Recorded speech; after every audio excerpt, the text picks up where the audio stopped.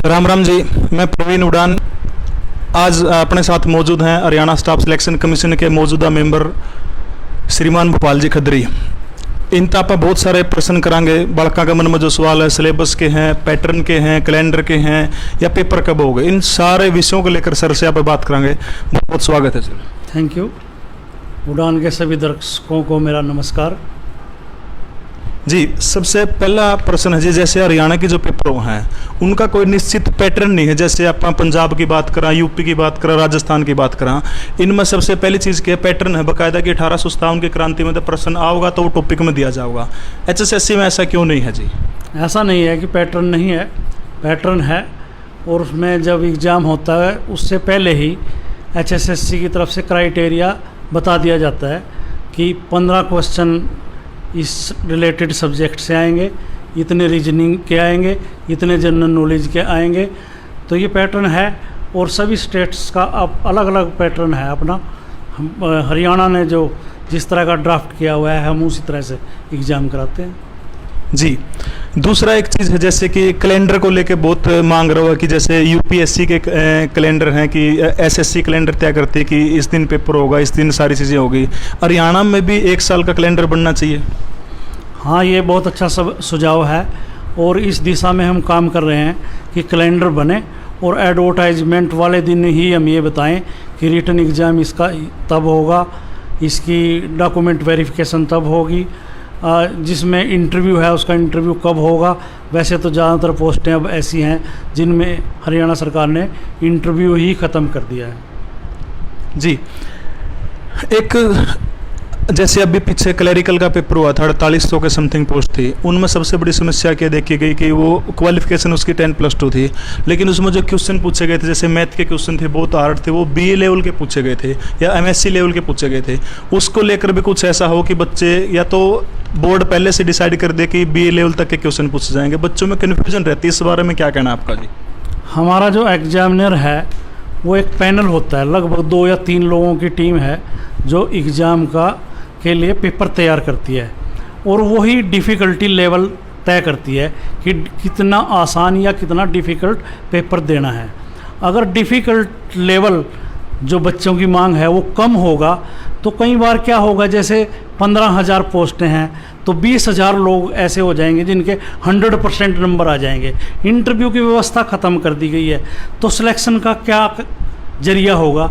तो इसलिए एग्जामिनर जब पेपर तैयार करता है तो वो डिफ़िकल्टी लेवल भी उसके साथ साथ तैयार करता है कि बच्चे उसी मात्रा में पास हों जितनी पोस्टें हैं। कहने का मतलब यूँ है जी, अगर +2 किसी एग्ज़ाम की क्वालिफिकेशन है तो कम से कम बालक ने BA तक की तैयारी तो करनी पड़ेगी। बिल्कुल करनी पड़ेगी। और ऐसा नहीं है कि वो BA के क्वेश्चन हैं, अभी जो पिछले पेपर हुए सभी उसमें कई बार ये हो जाता है कि एक कॉन्वेंट स्कूल में पढ़ा हुआ है, गवर्नमेंट स्कूल में पढ़ा हुआ है, वो तो थोड़ा फ़र्क रहता है। पर ऐसा कभी नहीं होता कि हम हायर उस लेवल की क्वालिफिकेशन के क्वेश्चन पूछे, उसमें उसी स्टैंडर्ड के पूछते हैं जिस स्टैंडर्ड की पोस्ट है या उसके लिए क्वालिफिकेशन निर्धारित की गई जी। दूसरा एक जैसे कोई डिपार्टमेंटल पेपर हो, जैसे ITI की पोस्ट है, उसके लिए 25% सिलेबस देते हो, उससे संबंधित है। तो उसमें कई बार क्या है ऑनलाइन एग्जाम या ऑफलाइन में कई बार तो 25 क्वेश्चन आ जाओ, कई बार 16 आ जाओ, कई बार 20 आ जाओ हैं, तो एक रूपता नहीं बनी रहती। उसके लिए भी कुछ न कुछ प्रयास करें। इस बारे में क्या कहना है?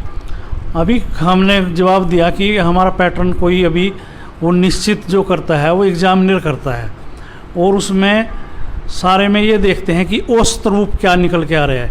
ऐसा नहीं होता कि 35 क्वेश्चन रिलेटेड सब्जेक्ट से हों और अगले पेपर में वो 16 हो जाएं। लगभग 1-2 क्वेश्चन इधर उधर होता है, कम या ज़्यादा हो जाता है, वो पैटर्न लगभग एक ही जैसा होता है जी। एक जैसे आपका साइको इकोनॉमिक क्राइटेरिया है, पीछे पंजाब हरियाणा हाईकोर्ट ने भी इसकी तारीफ़ करी है, वाकई में है भी काबिल तारीफ़। लेकिन इसमें एक थोड़ी सी समस्या है, जैसे 2 भाई तैयारी करने लग रहे हैं, एक भाई लग गया, दूसरा रह गया, तो थोड़ा सा बड़ा होने के बाद वो न्यारा हो जाएगा, छोटा भाई ने शायद वो कमा के ना देवा है। तो इस मामला में अगर ये 95 नंबर का पेपर हो जाए, 5 नंबर का ये हो जाओ तो उनका फ़ायदा हो जाओ। ऐसा है, एक्ट जो है वो हरियाणा स्टाफ सिलेक्शन कमीशन या कोई भी रिक्रूटमेंट एजेंसी निर्धारित नहीं करती, वो करती है सरकार, और उस सरकार में भी विधानसभा करती है। जैसा ड्राफ्ट सरकार बना के हमारे को भेजेगी हम तो उसके अनुरूप कार्य करेंगे। पर ये सुझाव आपका ठीक है, हम भी सरकार से रिक्वेस्ट करेंगे कि ये बच्चों की बहुत मांग है, इस पे भी विचार होना चाहिए। जी, एक और भोपाल जी सबसे बड़ी समस्या, जैसे 5 नंबर मिले हैं जिसके पास हरियाणा का डोमिसाइल हो। पिछली कई भर्तियां में बच्चे सोशल मीडिया पर आवाज़ भी उठाऊं, जैसे जो बाहर के बंदे हैं वो लग जाऊं हैं, उनके भी 5 नंबर लग जाऊं। इस बारे में भी देखो, पारदर्शिता के लिए आप जाने जाते हो, तो इस बारे में भी पारदर्शिता होनी चाहिए।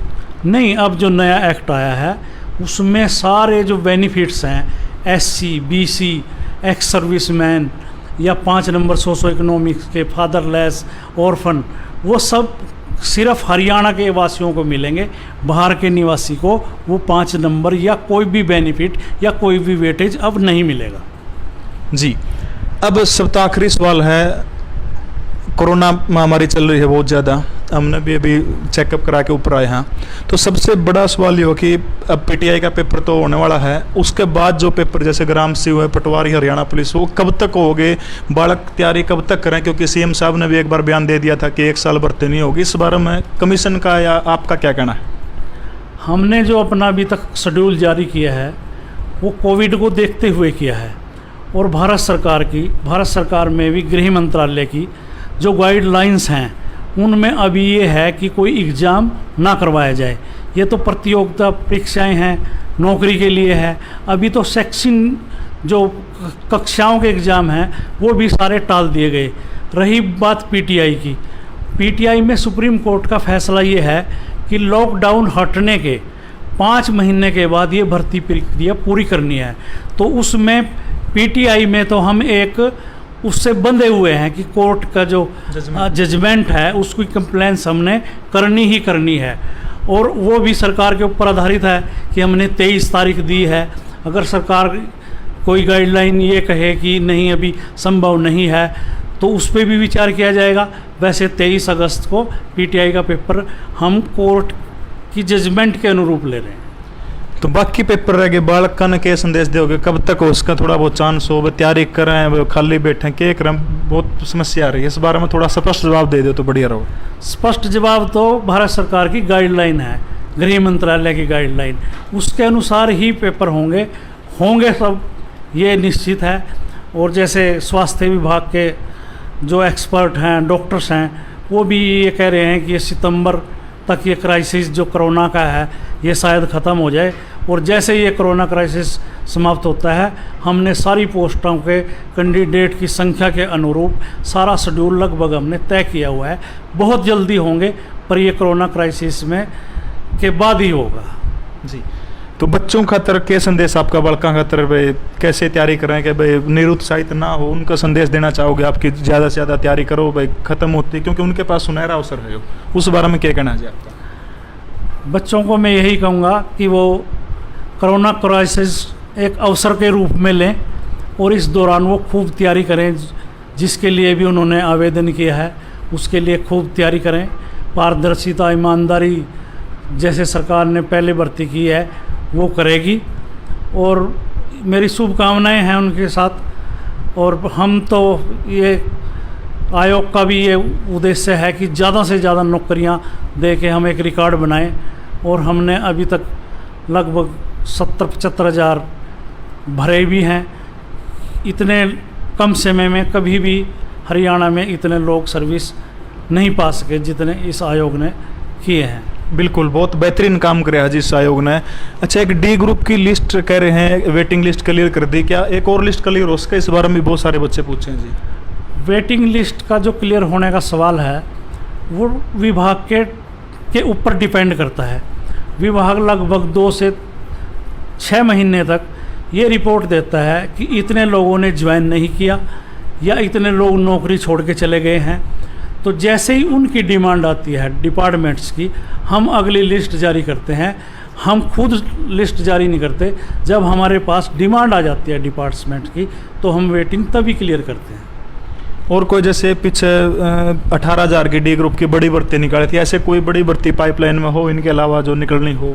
हमारी अभी क्लर्क की DV हो गई, जो स्पोर्ट्स पर्सन हैं ESP उनको हमने अभी 2-3 दिन का मौका दिया है, और बच्चों से प्रेफरेंस मांगी है, जिनकी डीवी हो चुकी है, एलिजिबल कैंडिडेट हैं, लगभग ये 5,000 की भर्ती हमारी, जैसे हमारे चेयरमैन साहब कह रहे हैं, सीएम साहब कह रहे, बहुत जल्दी ये भर्ती होने वाली है, शायद अगस्त में ही आ जाए। और हम पूरा प्रयास कर रहे हैं कि जल्दी से जल्दी हो जाए। क्लर्क की एक बहुत बड़ी 5,000 की भर्ती है हमारी।